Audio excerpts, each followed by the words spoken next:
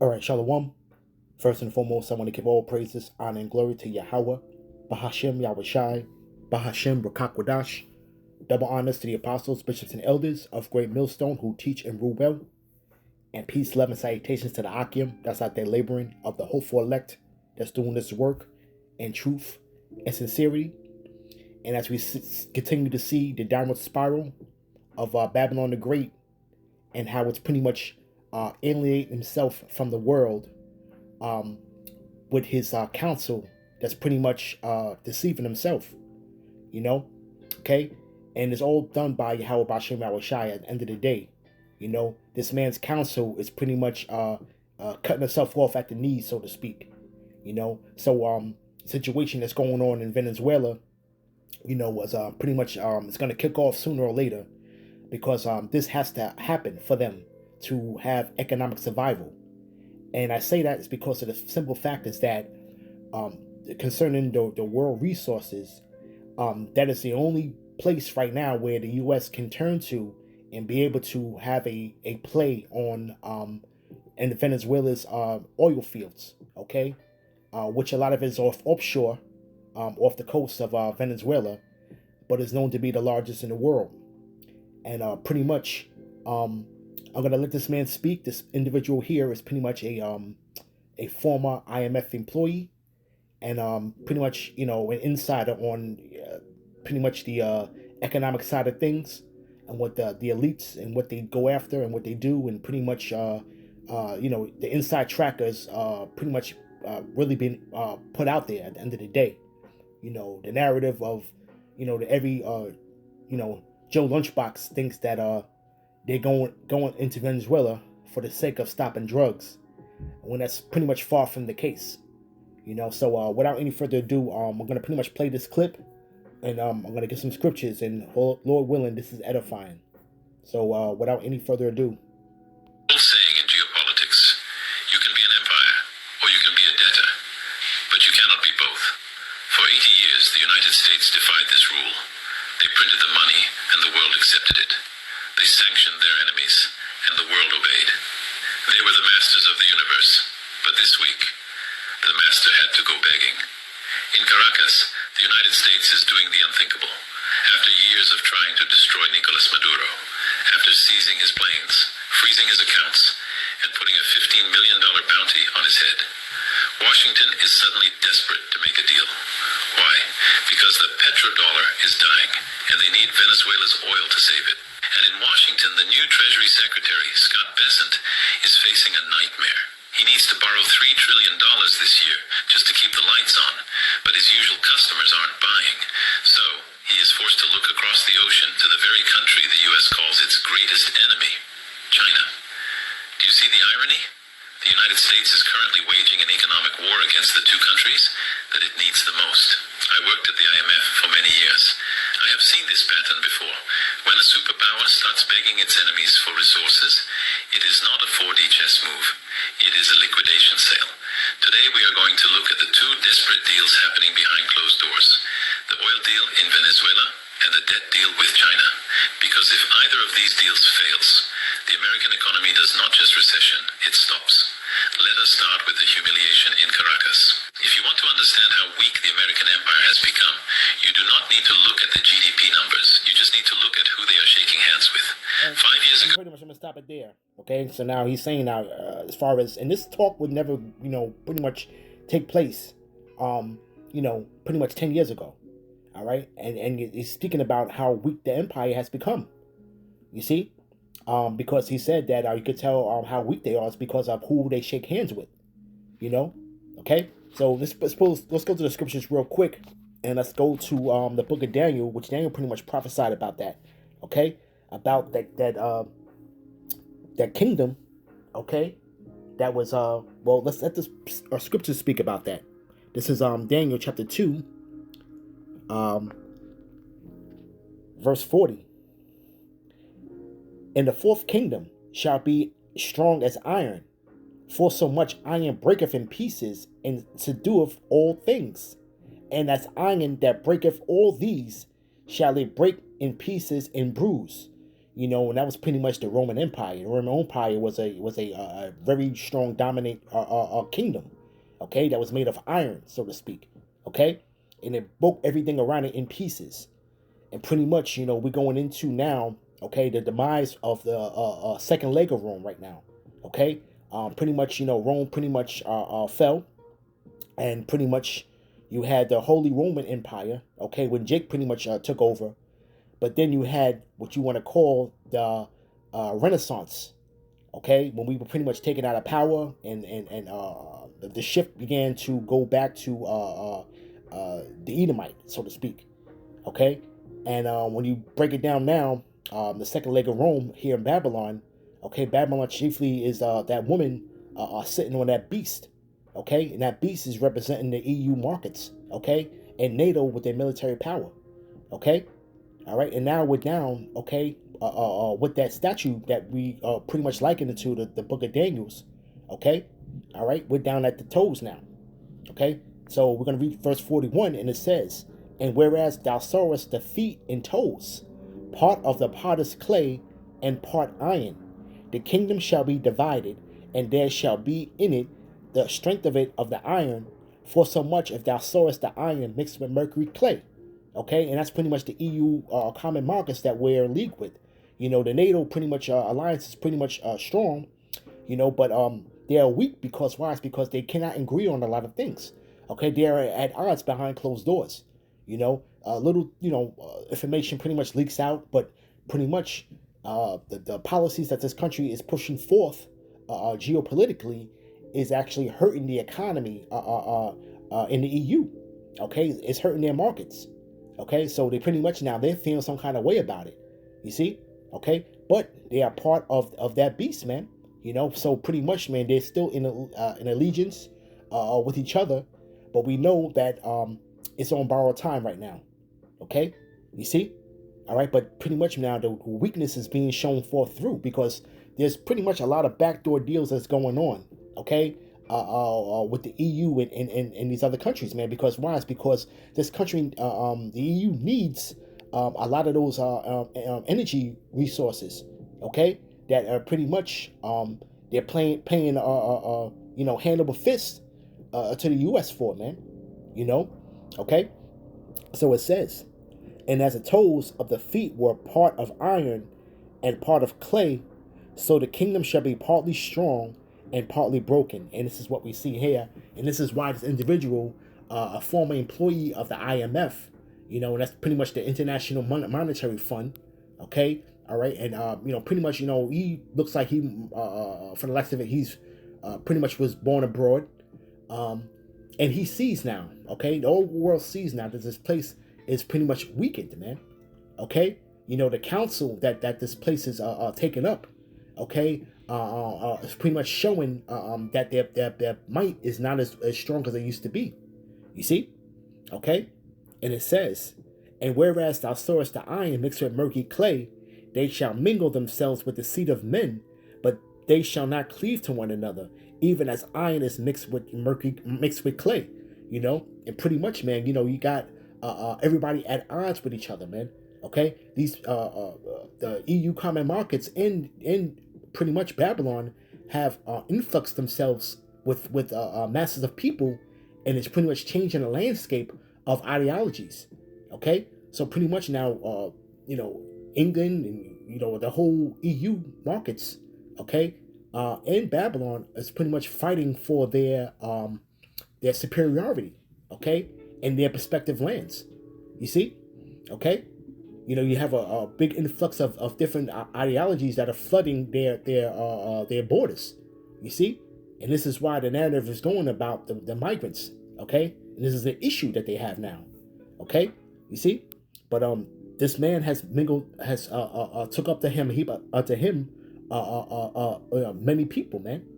You see, but let's get back to this video, all right, and let's see what else he has to say about it. Okay, so now he's pretty much saying that this place is trying to make some type of desperate deal, okay, with Venezuela. So let's get into it. The United States declared that Nicolas Maduro was not the president of Venezuela. They recognized a man named Juan Guaido. They froze Venezuela's bank accounts. They they seized their airplanes. They even put a $15 million bounty on Maduro's head, like he was a cowboy outlaw in a Western movie. The goal was simple: collapse the Venezuelan economy, force a regime change, and take control of the world's largest oil reserves. So, what happened? Maduro is still there, but the American oil strategy is dead. You see, the United... Yeah, and Maduro is still there, okay? All right? Now, remember how Chavez pretty much, went to the spirit world, and there's pretty much rumblings about how he was taken out, okay?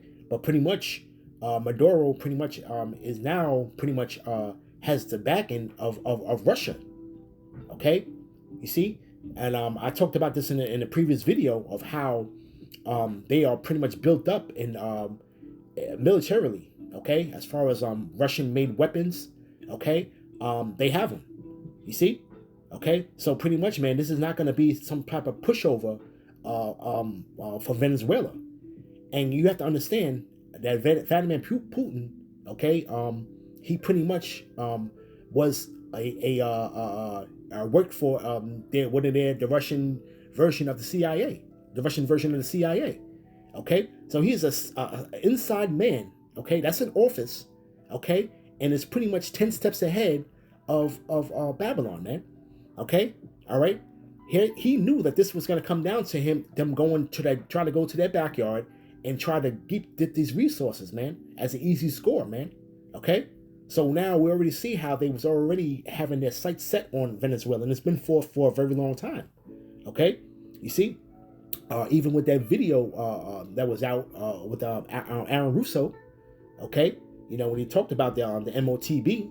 When we first was, the sequence of getting out about that, even back then he had mentioned about Venezuela. You see, okay, so this is pretty much one of their bucket lists of countries for them to dominate. Okay, before it's all said and done. You see, okay, but this country is going to be faced with heavy resistance, man. Okay, with being able to obtain those oil fields, man. Okay, you see. And this, like I said, again, this world's war is going to be fought on many different fronts around the world, man. Okay, this is why they're going to call it a world's war. But chiefly, okay, the main setting of the prophecy that Yahweh Bashim Abishai is speaking of for his return is going to be pretty much in the so-called the Valley of Jehoshaphat, man. Okay, which is over there in the so-called, what you want to call, in the Middle East, man. Okay, you see? That's where the epic battle is going to take place. I'll say, okay, but you see a lot of these conflicts that are really brewing up, man, and this is going to pretty much it's going to get even more and more so intense. Okay, but let's listen to a little more. States made a catastrophic miscalculation. They assumed that if they sanctioned Venezuelan oil, the world would stop buying it. But the world is hungry. China continued to buy. India continued to buy. And here's the detail that keeps the U.S. Treasury awake at night. They did not pay in dollars. Venezuela became the first laboratory for a post-dollar oil market. They started selling their oil for Chinese yuan and increasingly for USDT crypto. By saying, and that's the thing too, because now a lot of these countries now are dealing with these brick nations. Okay, so now they're able to trade their goods in their respective currencies. Okay, the power that Babylon had here in the U.S. what they had was in the past was that everything had to be traded through the dollar. They didn't convert it into their currency. You see, everything was done in dollars, but everybody's pretty much moving away from it. But again, this place is cutting itself off at the knees. Is because now, with the sanctions in place, these countries had no other choice but to find a way around the petrodollar, man. And they are having success at doing it. Okay, so now this is where this man, okay, the elites are pretty much not getting any sleep at night, man. Okay, he just said it. You see. Okay, so now this causes for some type of dilemma for this place to act on something, man. You see? So let's continue. The U.S. forced Venezuela to build a financial immune system. They proved to the world that you can sell oil without Washington's permission. And now the tables have turned. While the U.S. has plenty of oil in Texas, it is the wrong kind of oil. It is light sweet crude. But the massive American refineries in the Gulf Coast, they were built 50 years ago to process heavy sour crude. Without that heavy oil, the refineries choke. They cannot produce enough diesel. And if diesel runs out, the American supply chain stops. So so we see the unthinkable. American diplomats are quietly going back to Caracas. They are issuing waivers to companies like Chevron to pump oil in Venezuela again. They are offering debt relief. They are essentially begging the man they tried to overthrow to please turn the pumps back on. This is not diplomacy, this is surrender. It proves that when push comes to shove, the United States needs the Global South's resources more than the Global South needs the United States' permission. But if the... And that's the whole point, pretty much, man. This place is cutting itself off from the world, man. Okay? All right? And now this all goes into prophecy, man. Okay? Because all of this diplomatic and economic hitmen that are pretty much coming in and putting bounties on people and trying to sanction and cut off money supplies. Okay? It's going to get physical, man. Okay? It's going to get physical. You see? All right? But we see now that Venezuela is not going to be a pushover. Okay? Because now Russia has pretty much sided with Venezuela. Okay? As far as with weaponry and with pretty much training them, okay, to be able to use their elite weapons, man. Okay? All right? From there, let's go to let's get a scripture real quick. let's go to Ezekiel. Real quick, let's go to Ezekiel. All right? And the main prophecy concerning Gog and Magog, man. Russia, man. Okay? This is pretty much Ezekiel 38, verse 2. Son of man, set thy face against Gog, the land of Magog, the chief prince of Meshach and Tubal, and prophesy against him, and say it, thus said the Lord power, behold, I am against thee, O Gog, the chief prince of Meshach and Tubal. Okay, and this is pretty much present day Russia, right? Okay, and I will turn thee back and will put hooks into thy jaws, and I will bring thee forth in all thy army, horses and horsemen, all of them clothed with all sorts of armor, even a great company with bucklers and shields, all of them handling swords. And the Lord is pretty much turning the jaw back, man, and forcing them, okay, to go to war, man. Okay, and we're seeing how pretty much these nations are pretty much siding with each other and are pretty much building themselves up. Okay, you see, all right. They're turning those farming equipment. They're turning those farming equipment into military weaponry. Okay, literally. You see, okay. Persia, okay, which is Iran, Ethiopia, and Libya. All of them with shield and helmet. Gomer and all his bands, and the house of Tugmar in the north quarters, and all his bands. Pretty much Turkey, okay. Turkey had been playing both sides of the fence, but the writings were on the wall when Turkey purchased air defense systems from Russia, and that's been years ago that they did that. Okay, so they've been had these air defense systems, which would compromise any aircraft that NATO would have. You see, so pretty much Turkey has already been lost in the sauce as it is, man. Okay, their true intentions have been shown a long time ago, and in the U.S. pretty much. It's nothing they can really do about it. Their hands are tied behind their back because pretty much Turkey is the largest army in that region. Okay, the most powerful army in that region. Okay, all right, and they have a lot of the backing with Russia. Okay, it says, "Be thou prepared, and prepare for thyself, thou and all thy company, and all assembled unto thee." You see, and that's what they're doing right now, man. Be thou prepared and prepare for thyself. Okay, and they've been preparing because, again, Putin being a the Russian version of the CIA. Okay, pretty much is 10 steps ahead, and it's already has supplied Venezuela with the technology to defend themselves. Okay, so pretty much though they knew that this time was going to come. Okay. But the spirit has been put in him to pretty much not only tie yourself financially with them as far as with trade and goods and services, but to also side with these countries militarily, right? It says, "Be thou prepared and prepare for thyself, thou and all thy company, that art assembled unto thee, be thou a guard unto them." You see that? Be thou a guard unto them, man. Okay? All right, and pretty much they are pretty much a protection.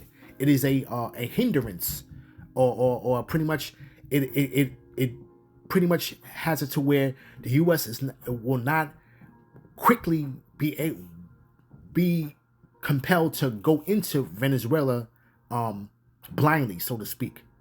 Okay, because they understand that they're going to be met with some resistance that's going to cause casualties. You see, this is not going to be a walk in the park, so to speak. Okay, all right, because of the advanced technology that they have been handed over by from Russia. Okay, you see, all right. So let's get a little bit more of what this man has to say. The situation in Venezuela is embarrassing. The situation in Washington is absolutely terrifying. While the diplomats are begging for oil, the Treasury is begging for cash. This is where the new Treasury Secretary, Scott Bessent, finds himself in a trap. The American public thinks the Treasury Secretary's job is to manage the economy. It is not. His job is to be a salesman. Every single year, the U.S. government spends trillions more than it taxes. To fill that giant hole, they have to sell paper, U.S. Treasury bonds. For decades, this was the easiest job in the world. The entire planet lined up to buy American debt because it was considered risk-free. But this year, the math has broken. The United States needs to sell $3 trillion in new debt just to survive the next 12 months. And see, and that's where it's at now. Because now this place is inflicting himself with economic turmoil, man. Okay, and you can tell by the masses of the people here that are suffering, man. Okay, people are actually making a living on social media with speaking about hardships, man. Okay, that is the new thing now. The new thing now is people to try to make some ends meet. Okay, all right, some type of steady income they can actually get to supplement everything else that they got going on, to supplement them for their bills, man, by pretty much pouring out their heart on these videos, man, speaking about their hardships, man. You see, okay, so capital needs to be raised, man. And when you have a lot of countries that are not dealing with the U.S. dollar, it creates a dilemma. Okay, all right. So this man's about to pretty much go fully into perdition, man. Okay, because he would have no other choice, man, to use the blessing of his sword, man. Okay, you see. All right. From there, let's go to pull another scripture real quick. Let's go to Jeremiah. 50. Jeremiah 50. Let's start at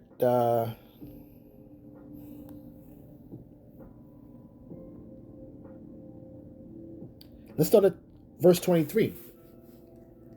How is the hammer of the whole earth cut asunder and broken? How is Babylon become a desolation among the nations? Okay, and the whole hammer. Okay, the hammer, which is pretty much representing Babylon, man. Okay, all right. This man did what he wanted to do, man, for centuries, man, for decades, man. Okay, you see, this man has done everything that he wanted to do, man. You see, but now the weak are saying that they are strong now, man. So it's not that easy now. Okay, all right. The tactics of sanctioning doesn't work anymore.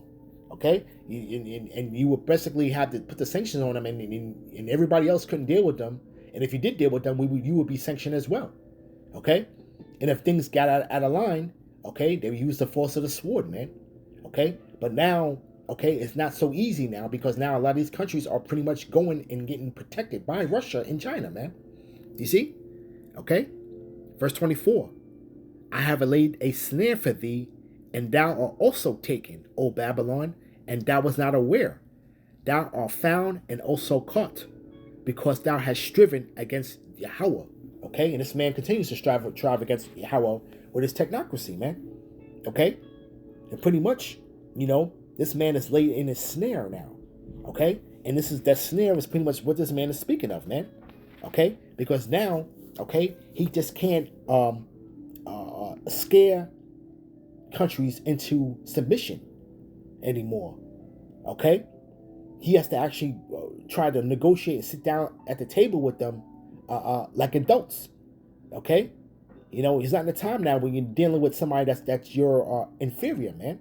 Okay, you see, because just going out and straight going to war, it comes with the it comes with basically, some type of collateral damage, man. You see? All right? Right? Let's play a little more. And the question Mr. Besant has to answer is, who is going to buy it? He looks at Japan, traditionally the biggest buyer. But Japan is in a currency crisis. They are not buying American debt. They are selling it to save their own yen. He looks at Europe.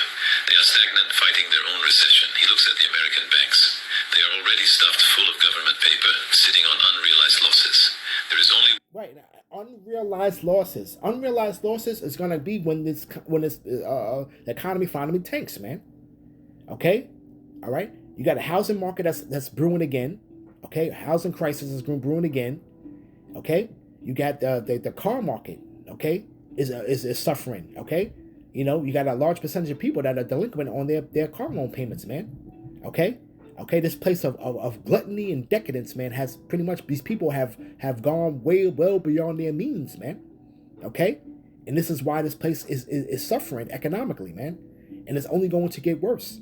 Okay, now we're not even talking about commercial real estate now. Okay, and plus the loss of jobs with the AI technology taking over, man. Okay, so the snare is already set for this place, man. Okay, and the walls are closing in. You see? Okay? The walls are pretty much closing in, man. All right? One buyer left on the planet with deep enough pockets to bail out the United States, China. And this is the absolute comedy of the American position. On one hand, you have the politicians screaming about a trade war. You have threats of 60% tariffs. You have generals talking about conflict in the Pacific. But quietly behind closed doors... See? And that's pretty much the point of the video. Okay? You see? All right. You can't be. What does it say? You can't be a debtor and a borrower at the same time. Pretty much. Okay. All right. All right. Let's get back. Let's finish this up. All right. It says, Yahweh have opened his armory, and have brought forth the weapons of his indignation. And that's those ICBMs, man. For this is the work of the Lord power of hosts in the land of the Chaldees. Okay? You see? Jump around a little bit. Right? The voice of them that flee and escape out of the land of Babylon to declare in Zion the vengeance of Yahweh our power and the vengeance of his temple. Okay? And that's pretty much, man, our people, man. Pretty much, man. Escaping Babylon, man. But we declaring the work in Zion, man. Okay? All right? Call together the archers against Babylon, all ye that bend the bow. Camp against it round about. Let none thereof escape. Recompense her according to her works, according to all she hath done, do unto her. For she hath been proud against Yahweh, against the Holy One of Israel. Therefore shall her young men fall in the streets, and all her men of war shall be cut off in that day, saith Yahweh. Behold, I am against thee, O thou most proud, saith the Lord, power of hosts. And the day is come, and at the time that I will visit thee. And the most proud shall stumble and fall, and none shall raise him up. I will kindle a fire in his cities, and it shall devour all him round about. And we know that those ICBMs have a mission, okay? A heavenly guided mission, okay? As pursuant to the book of Joel. You see? Okay? All right? They're going to hit wherever the Lord pleases that it's going to hit, man. Okay? You see? All right? This place is almost proud, man. All right? All right? Let's go to Isaiah chapter 10.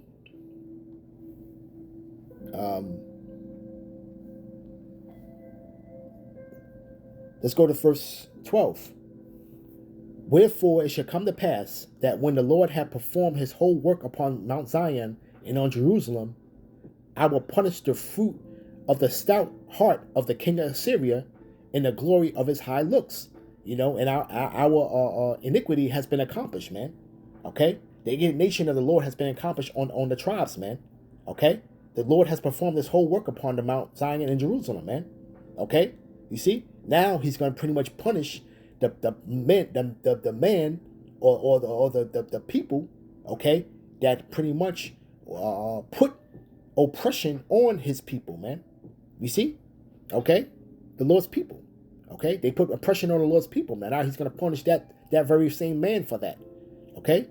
For he has said, by the strength of my hand, I have done it. And by my wisdom, for I am prudent. I have removed the balance of the people and have robbed their treasures. Okay? This is not no ancient thing here, because this man's doing it to this day. Okay? Okay? We can give plenty of examples of this one scripture right here. Okay? You see? All right? I may do a future lesson on that, concerning that. You see?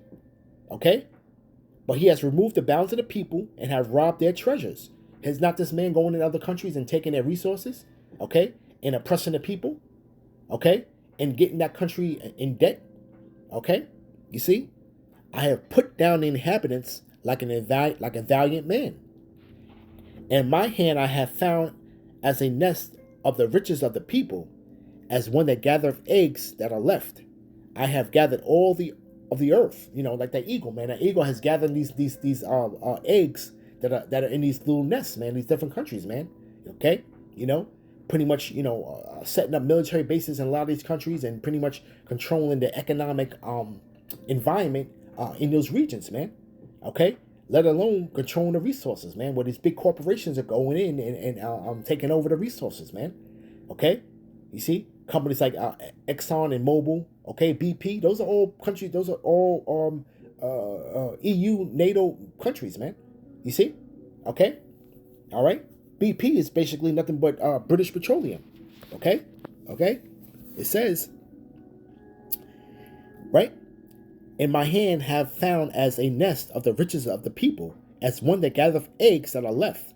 I have gathered all the earth, and there is none that have moved the wing, nor opened the mouth, or peeped. And at the time, nobody had said nothing to say about it, man. Okay? All right? And the height of this place was pretty much what? The late 40s or early 50s, man. Okay? The 50s was a great time for this place. Okay? But it's been on that same decline since the early 60s, man.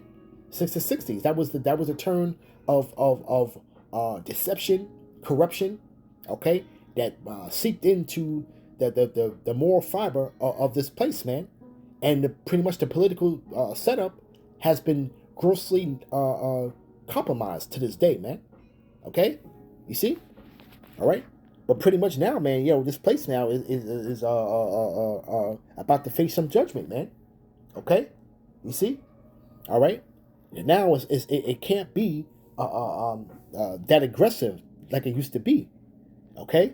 So now he's trying to go do diplomatic means with his enemies, man. Right? Okay? Trying to shake hands, trying to make friends. Okay? The very same countries that he wants to wage tariff wars against, China.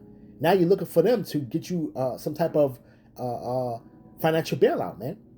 Okay? Because China holds a lot of the debt of the U.S., and they're the only ones that can really help them get out of that situation, man. You see? It says, this is Isaiah chapter 33, verse 1. Woe to thee that spoilest, and thou was not spoiled, and that dealeth treacherously, and they dealt not treacherously with thee.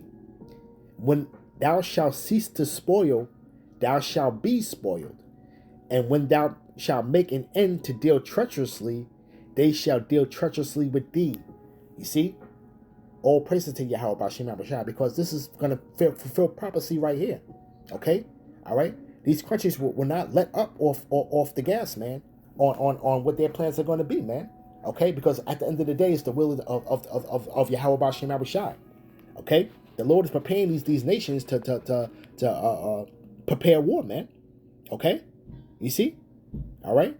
And it's not going to be no type of ease, no type of economic bailout, so to speak. You see? So to generate money, war has to be in the agenda, man. Okay? So this is pretty much a set in stone guarantee that World War III is going to pop off. You see? Okay? All right, the writings are on the wall, man. Okay? But we know, this man has that pretty much that that Trojan horse in his back pocket, which is that MOTB. Okay? And that's pretty much really where the nations are gonna come up against this place, man. You know.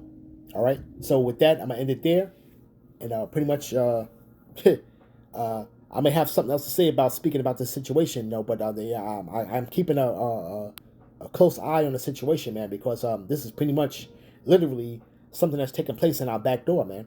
You know. All right. So with that, I want to give all praises, honor, and glory to Yahweh, Bahashim Yahushai, Bahashim Rukakwadash. Shalom.